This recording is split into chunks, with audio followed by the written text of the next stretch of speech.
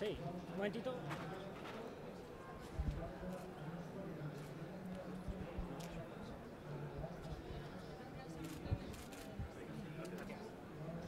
Bueno, ¿me escucháis? Hay que gritar un poco porque tenemos a Antonio ahí abajo que habla alto.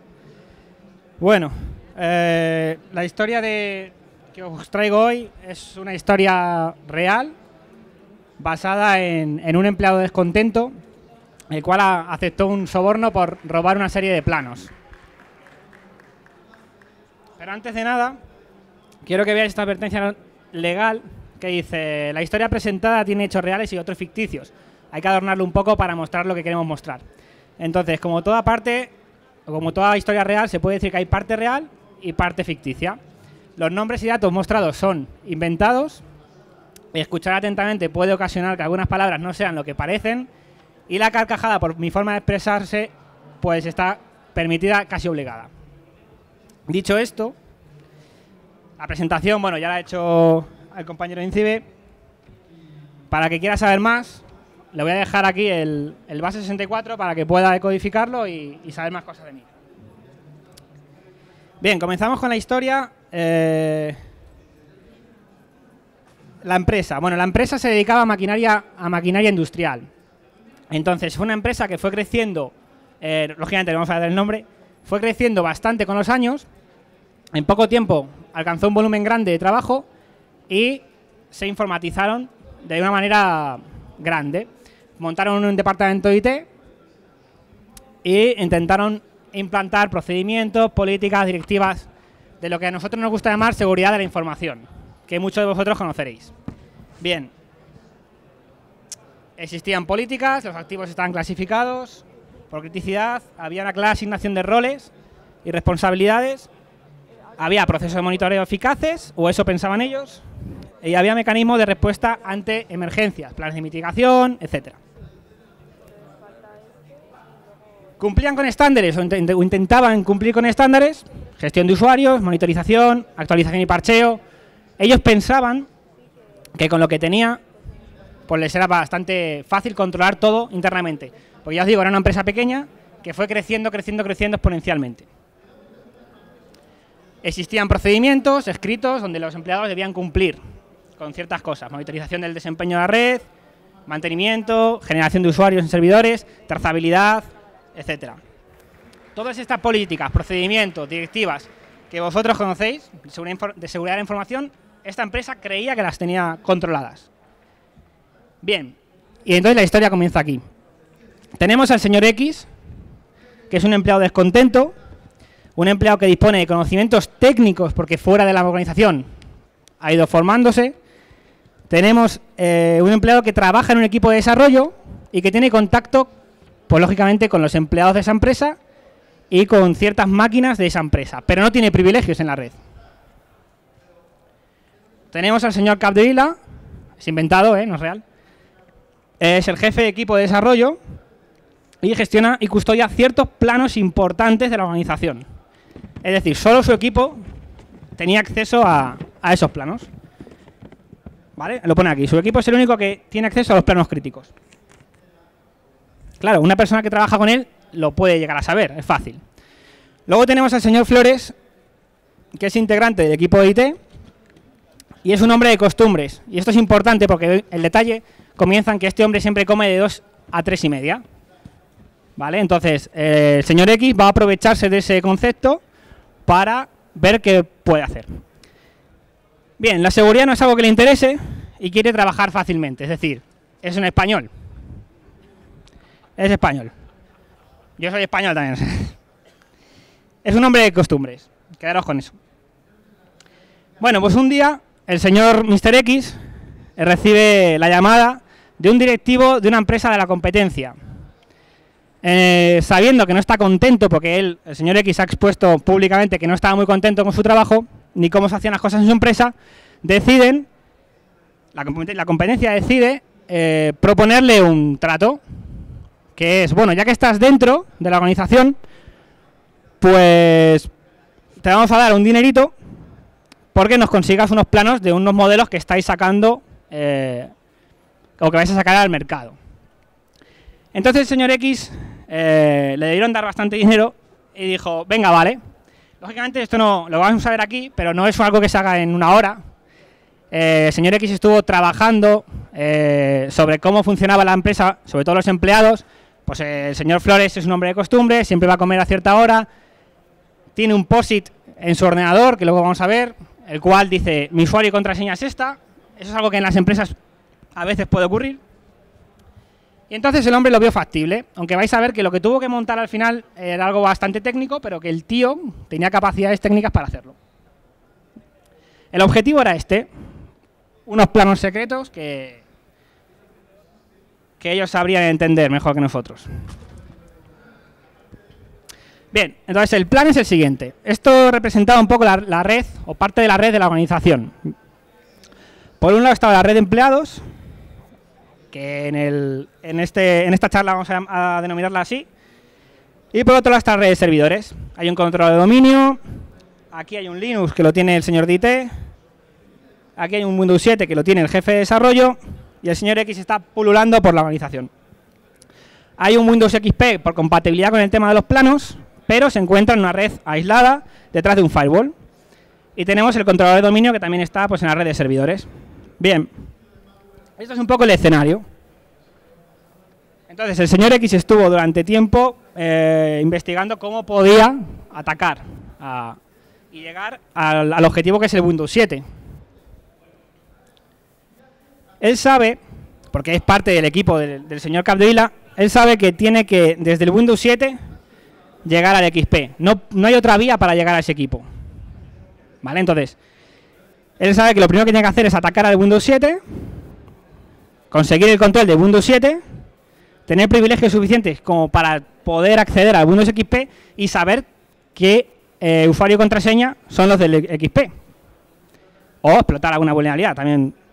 Existen varias maneras.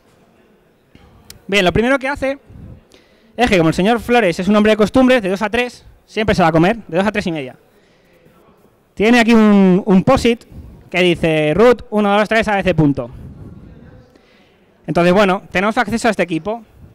Eso es algo... ¿Cuántos de vosotros habéis visto esto en las empresas, lo del POSIT? Para los del streaming han levantado la mano un montón. Bien. Lógicamente no lo hice en un día. Fue investigando qué cosas tienen en Linux, qué cosas puedo instalar yo, porque tengo acceso al Linux. Incluso de manera remota tengo acceso a ese Linux.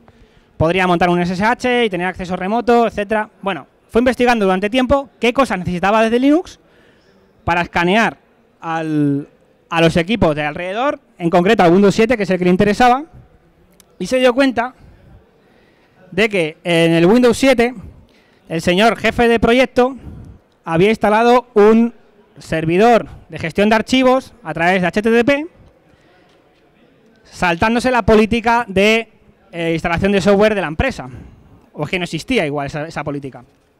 Entonces, se instaló un programita que permitía por el puerto 80 gestionar archivos en su equipo. Ese programa era vulnerable. Ese programa tenía una vulnerabilidad, la cual podía ser explotada. Entonces, ahí tenía el primer vector para llegar al equipo del Windows 7. Pero vais a ver que su gozo en un pozo, porque el programa no se ejecutaba con los máximos privilegios. Entonces, no tenía todos los privilegios que quisiéramos en el Windows 7. Entonces, después, bueno, tendríamos el primer acceso, el señor X llegaría al Windows 7, y después tendríamos que ver si existe la posibilidad de ejecutar un exploit para elevar privilegios, es decir, un exploit local, elevar privilegios, y conseguir ser system en el sistema. Pues también lo consiguió. Este señor también lo consiguió el máximo privilegio en el Windows 7, a la vez que el señor jefe de proyecto podría seguir trabajando en su equipo sin darse cuenta, ¿vale? Cuando llegase el momento de hacer el ataque real. Consiguió elevar privilegios y entonces consiguió darse cuenta de que el administrador local del Windows 7 tenía la misma usuario y contraseña que el Windows XP. Entonces, lo que él pensó, el señor X dijo, pues si el 7 y el XP tienen el mismo usuario y contraseña, aunque no la conozca, porque en ningún momento hemos conocido la contraseña, puedo utilizar una técnica que se llama pass de hash para con las credenciales de Windows 7, autenticarme en Windows XP. Saltándose el firewall, porque al final el que realiza la petición es el 7. Todo esto al hombre le llevó tiempo, no lo hizo inmediato, pero lo fue descubriendo y consiguió colarse en el Windows XP con esta técnica. Entonces, en este momento, el señor X estaba tanto aquí, como en el XP, pudiendo robar planos. Los planos los encontró en el XP, los pudo descargar y cobrar el dinero del soborno. Pero es que hay más. En el 7, él tenía privilegios de sistema. Entonces, él podía hacer un volcado de las últimas contraseñas que hubiesen sido introducidas en el sistema, como vamos a ver. Entonces, si el administrador del dominio, por lo que fuera, había dejado allí la contraseña, o había hecho login, ya sea remoto o local, pues también tendríamos la contraseña del dominio, pudiendo acceder a este sitio. Y consta que cuando este hombre, cuando sale esto un poco a la luz, entre comillas sale a la luz, consta de que en el controlador de dominio él tiene todos los usuarios y hashes de la organización. ¿Sí? Entonces, al final el señor X lo que hizo a lo largo del tiempo es tener acceso a distintos sistemas, utilizando distintas técnicas, y al final tenía control sobre la organización. Y vosotros preguntaréis, ¿y nadie le pilló? Pues no, la verdad que haciendo un estudio sobre cómo es el comportamiento de los empleados, que son gente de costumbres, que hacen cosas sota, caballo y rey, al final consiguió evadir eso. No hubo una cámara que le grabase, parece ser que no. No hubo nada que ocurriese que le involucrase, parece ser que no. No se realizó un forense y la empresa decidió dar carpetazo al tema. Eso sí, el hombre hizo un game over en toda regla, porque consiguió acceso a todos los rincones de la organización. Pudo robar los planos, cobrar el dinero y aprovechó, bueno, esto vamos a volver ahora, aprovechó a que varios empleados salieron de la empresa para en una corriente de huida de gente, pues él infiltrarse ahí y salir de la empresa. La empresa decide dejar pasar el incidente, eso es algo que ocurre en muchas empresas, prefieren que no salga a la luz ese tipo de incidentes y decidieron cambiar la operativa en políticas, procedimientos de la seguridad de información de esta organización. Bueno, ¿cuáles fueron las causas de esto? Bueno, las causas al final fue el POSIT es una falta de cultura de seguridad en la organización, en los empleados.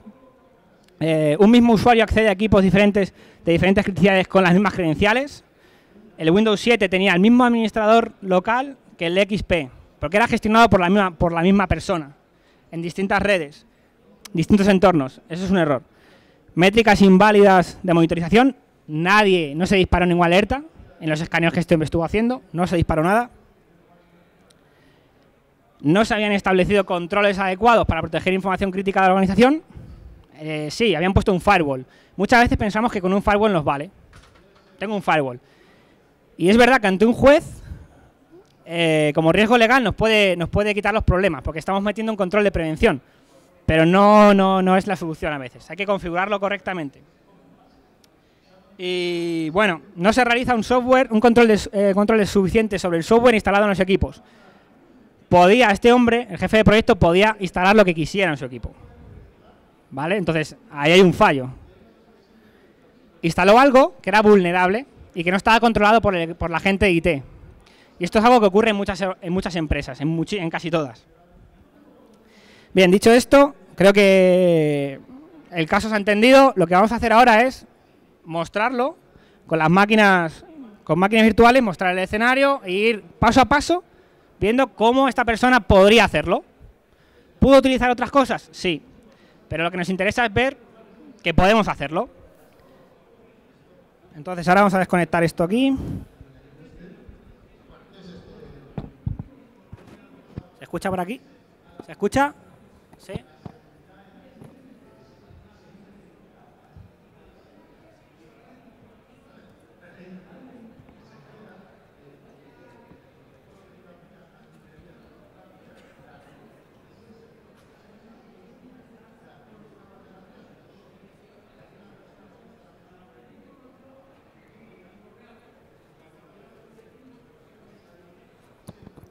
¿Se escucha? Sí. ¡Sí! Bien. Por este también, ¿no? Bueno. Lo que podéis ver aquí son un montón de máquinas ahora mismo. Ya os digo, este hombre entró aquí y dijo, joder, pues si me lo están dando en un POSIT, puedo llegar y decir 1, 2, 3 a ese punto y he entrado. Y lógicamente puede tener acceso remoto por SSH, etcétera, ¿no? O podría entrar en local y dejar una puerta para en remoto entrar él. Bien. Luego tenemos por aquí, tenemos el controlador de dominio, que es este de aquí. Tenemos el Windows 7 que está por aquí, que es el del jefe de proyecto, y tenemos el XP, que es el que tiene los planos. Este lo vamos a iniciar. Veis que el usuario se llama prácticas para que no tenga ningún tipo de privilegio.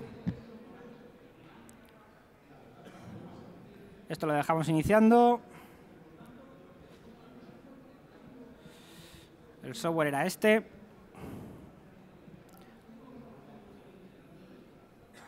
Vale. Bien. Por aquí vamos a arrancar Metasploit, porque lo vamos a hacer todo con Metasploit, pero esta persona no significa que lo hiciera todo con Metasploit. Puedo utilizar distintas cosas equivalentes, exploits, escáneres, etcétera, para realizar estas acciones. Esto también lo vamos a arrancar. No hace falta.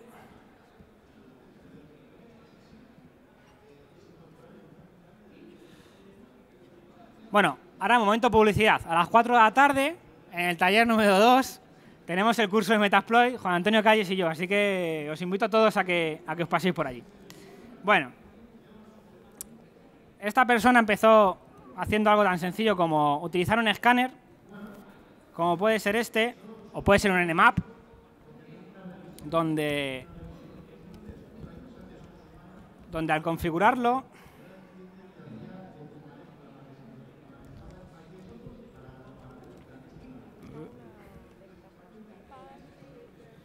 pues escaneó primero lo que sería la red de empleados, ¿no? Que es lo que él tenía acceso y quería centrarse en la máquina de su jefe, en la máquina de Windows 7. Entonces, bueno, pues configuró un poco un escáner y dijo, mira, nosotros nos vamos a centrar en esa máquina porque sabemos que dónde está la chicha, pero él, lógicamente, escaneó toda la red. Y encontró, pues eso, un puerto 80 abierto en una máquina que es un cliente realmente, ¿no? Que es el equipo de desarrollo donde el jefe de proyecto trabaja. Entonces dijo, venga, pues vamos a lanzar, vamos a hacer un fingerprinting a ver qué hay ahí.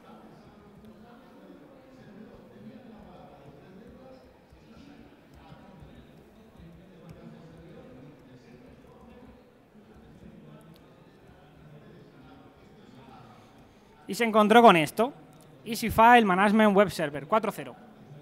Y dijo, vale, acordaros de la diapositiva donde salía una captura de vulnerabilidad con módulos explotables, bla, bla, bla, bla, bla, bla, con ejecución de código arbitrario. ¿Eso qué quiere decir? Pues que si yo exploto esa vulnerabilidad, puedo inyectar código en la máquina remota y tomar el control de esa máquina. Entonces, eso es lo que hizo esta persona. Dijo, hostia, me bajo el exploit que ya está hecho y, vamos, digo yo que es lo que hizo. Y dijo, para adelante.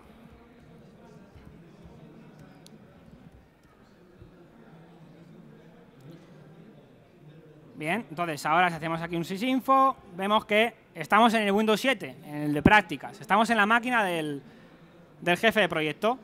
Lo que pasa es que no tenemos privilegios, porque mi usuario es prácticas.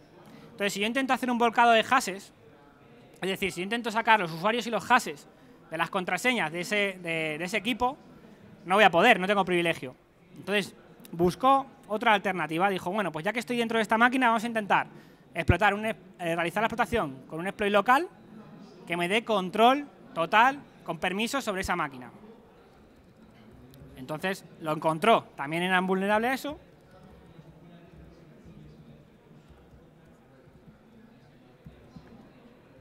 Y nada, simplemente diciendo, configurándolo.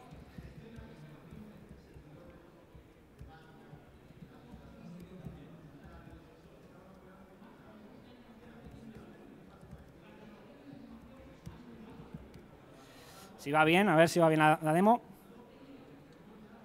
Sí.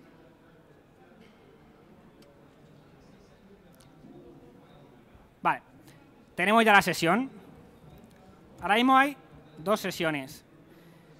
Bueno, la sesión 2, que es la que nos interesa, es donde nosotros vamos a poder coger privilegios sobre el sistema. ¿Vale? Entonces ahora somos en Windows 7, somos System. Entonces yo puedo hacer algo como hizo esta persona, que es decir, bueno, pues hago un volcado de hashes. Acordaros, con el usuario y con el hash, y si se cumple el principio de localidad, que es importante, ¿qué es esto del principio de localidad? Os va a sonar a muchos. El usuario administrador local de una máquina en mi departamento es el mismo que la máquina de al lado. ¿A cuánto se suena? Yo creo que a más, pero bueno, la mitad pongamos.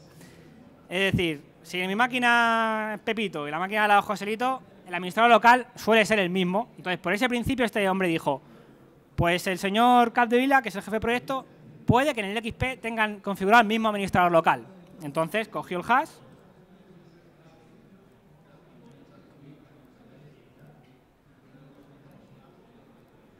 copió el hash y dijo, bueno, al XP no puedo llegar, pero tengo una máquina que es el Windows 7 que sí que puede llegar, por lo que puedo hacer un pivoting, que se llama. Y el tío realizó un pivoting, que a mucha gente le puede sonar algo muy complicado, pero que con Metasploit es muy, muy sencillo.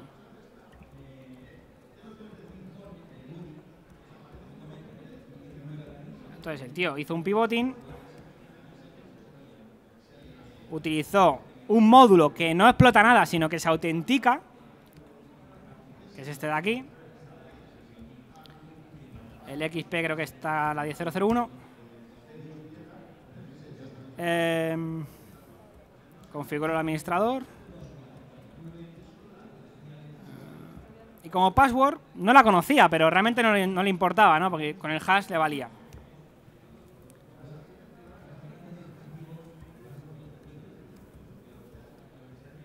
Y creo que está todo configurado.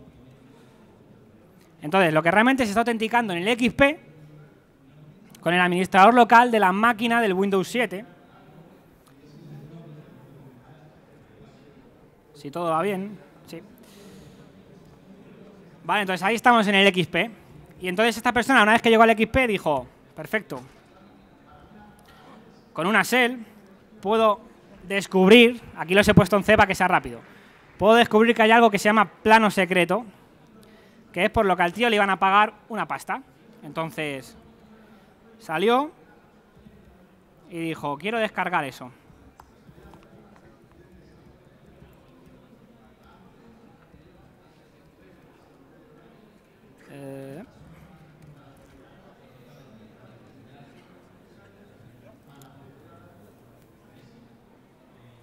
Plano secreto. Vale, entonces el tío pudo parar aquí y dijo, ya está, tengo el plano secreto, tengo la pasta, lo voy a entregar y que no me pillen, ¿no? Sobre todo que no le pillen. Luego el tema de antiforense que puedo utilizar, eso daría para otra charla, pero la técnica que utilizó fue un poco esto. Y luego lo que sí se dio cuenta también, ya un poco burlándose un poco de la seguridad de la empresa, fue que, volviendo a la sesión de Windows 7, cuando el administrador local entrase por lo que fuera realmente, ya fuese por escritorio remoto, por SMB, y metieran el administrador local del dominio, perdón, el administrador del dominio, eso queda cacheado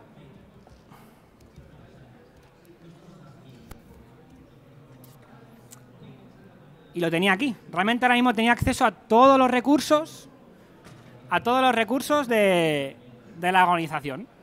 Perfecto.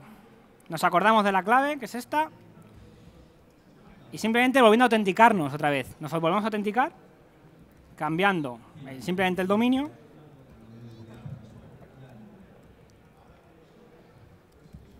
Y como pass,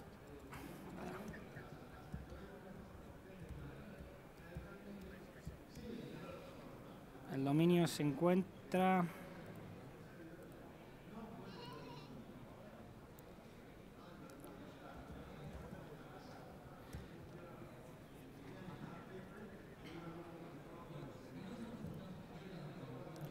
El dominio se encuentra en la IP... El controlador de dominio, perdón, se encuentra en la IP...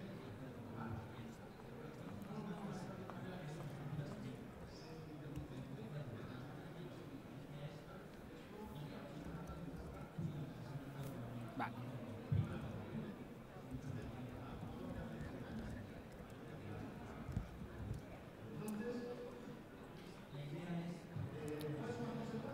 Entonces, somos lo máximo en el controlador de dominio y el tío estaba en el Windows 2012 y dijo, bueno, pues por si acaso me puedo llevar esto.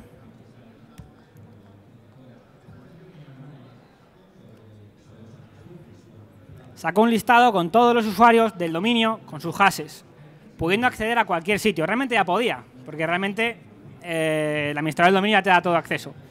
Pero bueno, hizo todo esto y, como os he contado antes, no fue cazado. La empresa prefirió dar carpetazo al tema, intentar reforzar las medidas de seguridad y, por miedos, al final se ocultó un poco todo. Y esto es un poco la historia. Entonces, por mí, esto se ha acabado. Cualquier duda, cualquier cosa, pues me comentáis.